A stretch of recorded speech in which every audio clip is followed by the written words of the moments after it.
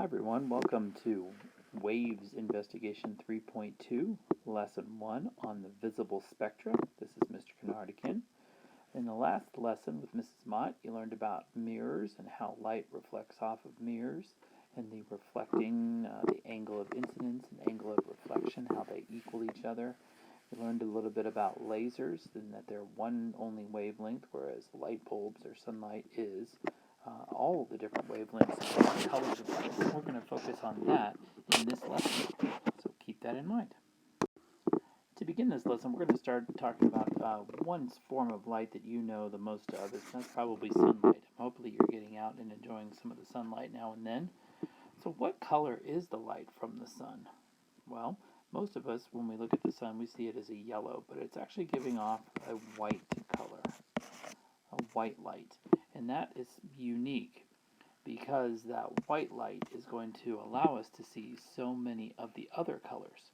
And we're able to see sunlight in all of its other colors when a unique thing happens. Usually after a rain or fog or something like this, we see a rainbow. And a rainbow is an arc of colored lights and different kind of lights, usually in the eastern sky after it's rained and the sun's about ready to set and stuff like this. Do you know how rainbows are formed? Well, a lot of it comes down to, yes, the white light gets separated. Light gets separated. It's not always white. R-A-T-E. You'll have to spell check me on that. It gets separated in this case. White light is actually made up of all the colors of the rainbow, and we see those when those white light hits the raindrops and it separates them out. Sun's light, as it says here, goes about rainbows, is that the sunlight hits drops of water, and those drops, like prisms, separate the light into the rainbow of colors. Now, it's not always with rain that you might see these. You might see, if there's some misting, if there's a water faucet that's on and spraying sprinklers or something like that, maybe oil on with some water on the driveway, maybe the back of a CD, maybe through a crystal or something like that in the window. Anywhere where light can hit and be separated by a prism, then that separates it out into the rainbow of colors we see. That rainbow is known as the visible light spectrum, and I like to call him Mr. Color. They all separate out into their specific wavelengths of colors, and we give them the little short acronym Roy G. Biv. I like to call him Mr. Color. But the visible light spectrum is the proper name for the rainbow, and spectra is actually the plural for spectrum. Spectrum would be one, spectra would be many. So our focus question for this lesson is, what do spectra reveal about light? What does the separation of the light tell us about the light? That's going to be our focus question for this episode. Now, we see light all the time with our eyes, if we have them open, that is, and if there's a light source producing it. But in order for us to investigate the light sources, we need a different tool to separate the light into their colors. A lot of times we can call them prisms. A lot of times we can call them other kind of things like the CDs or any way to separate them. But the tool that scientists use that is very precise and specific is called a spectroscope. In the spectroscope, there is a slit at one end, a small little opening, and then you point that at the light source. And the piece, then there's another piece of grating plastic on the other end, and that's through which you view. So as the light enters through the one end, it gets separated by the plastic on the other, and then separated out into its different rainbow of colors. Let's look at a spectroscope.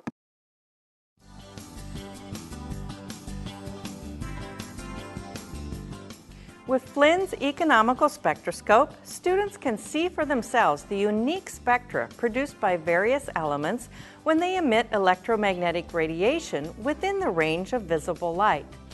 A diffraction grating separates light entering the spectroscope into its component wavelengths or colors.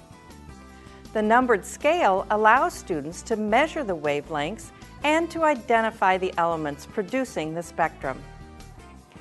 The spectroscope is great for use with spectrum tubes and flame tests, and students will have fun examining various light sources around the school.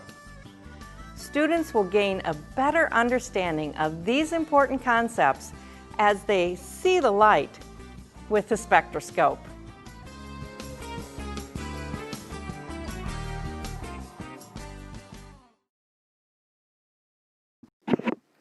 Okay, that was a pretty bad joke, but the idea is there.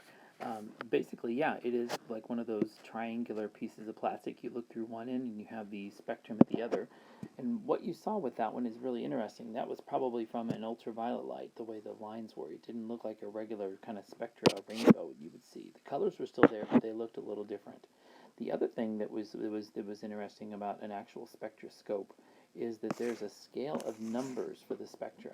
And that is to measure the wavelength of the different colors of light. Different colors have different wavelengths. Red has a wavelength, orange has a wavelength, yellow has a wavelength, green has a wavelength, blue and violet. All of those, what makes them different colors is their wavelengths. And we see different colors because of how the wavelengths affect our eyes. The rods and cones, and specifically cones in the back of your eye, are the ones that determine color, and they are sensitive to different wavelengths.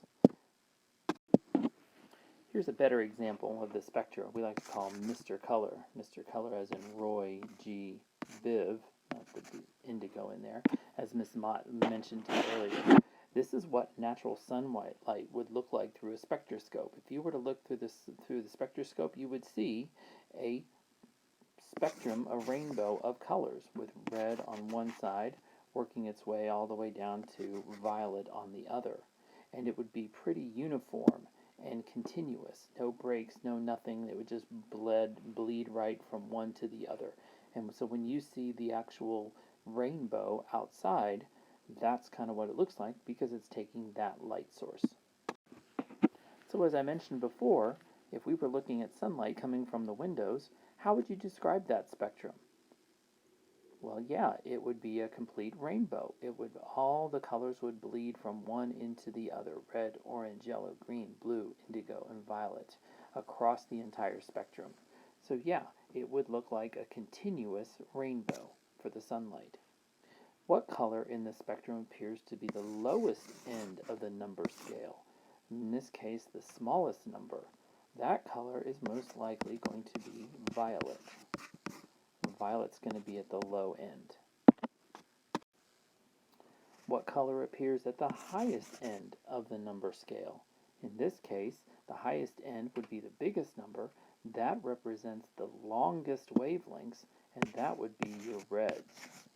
Reds would be the biggest, or the highest end number, the longest wavelengths.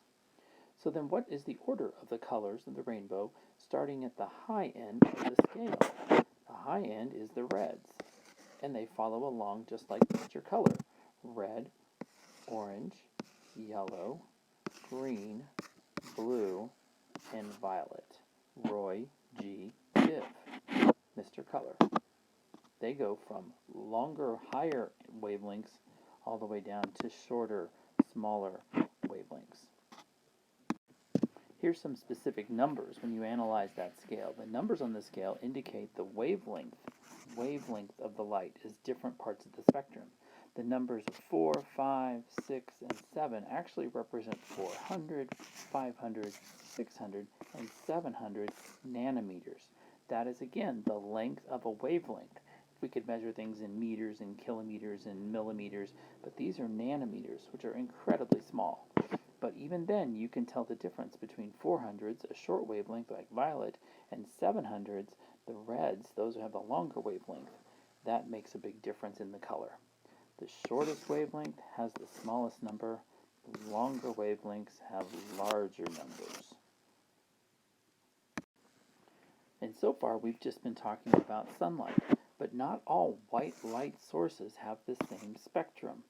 You'll see some different examples on the next slide. And that really falls into place things like fluorescent lights and LED lights and halogen lights and other kind of light sources. We don't rely on just sunlight for our light. We make artificial light for the other ones. And because of that, because it's different light sources, you'll have different light spectrum also. So different light equals different appearance of spectrum.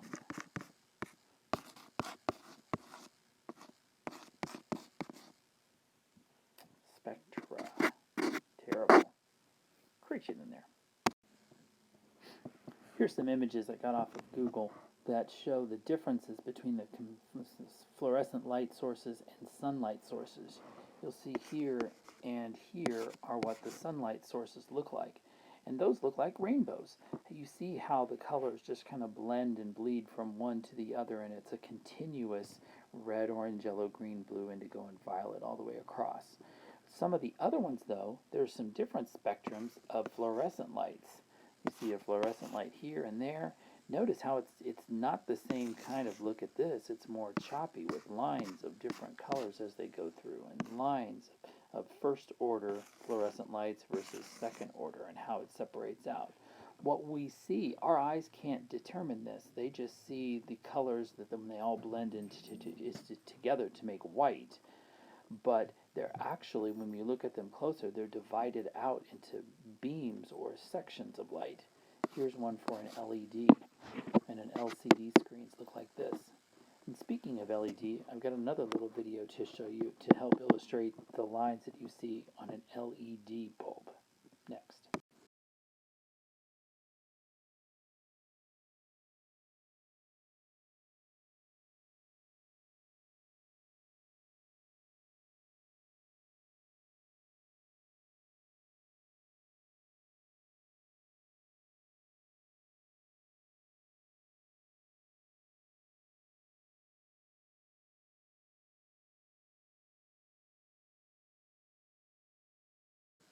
So as you saw with the LEDs, it looks different than the sunlight. What you needed to do then was go back and to make sure that you picked one of those examples on your guided notes and add that to it so that you could give me a example of what light it was and what visible spectrum was given off by that particular light source. Something else that comes up from time to time is the idea of a filter. And what does a red filter do to the light? Well, let's have a look at an example. We take a regular white light bulb, and then you're going to put a red filter over it. The resulting light that you see, I think many of you can predict, is probably going to be red. But let's see, just to be sure.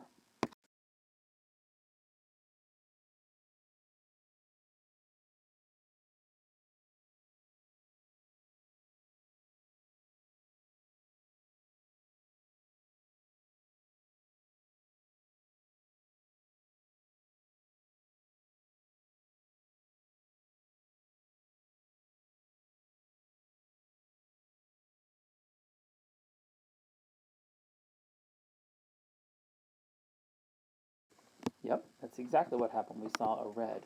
Well, what happens if we change the filter and we make a green filter? What does the green filter do? Well, let's have a look and see from that one as well. I bet it's going to be green light is only you're going to see.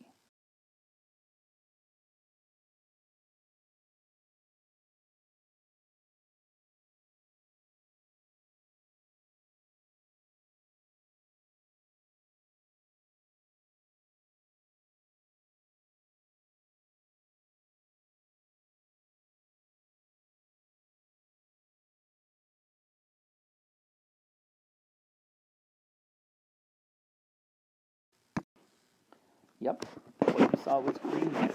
Now, many of you are going to say that the filter changed the color of light. It did not change. I'm going to write this down.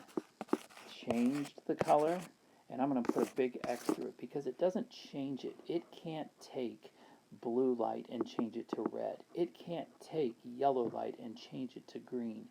all they do is allow certain wavelengths to go through. So as you saw, the red filter only let red light pass through. All the other colors, where did they go? Did they change to red? No, they were absorbed. They were soaked up by that filter, and only the red wavelengths had the right password to get through. The same thing with the green filter. It only let green light pass through. All the others in those, was it changed to green? No, it wasn't. They were absorbed, and only the green filter light went through.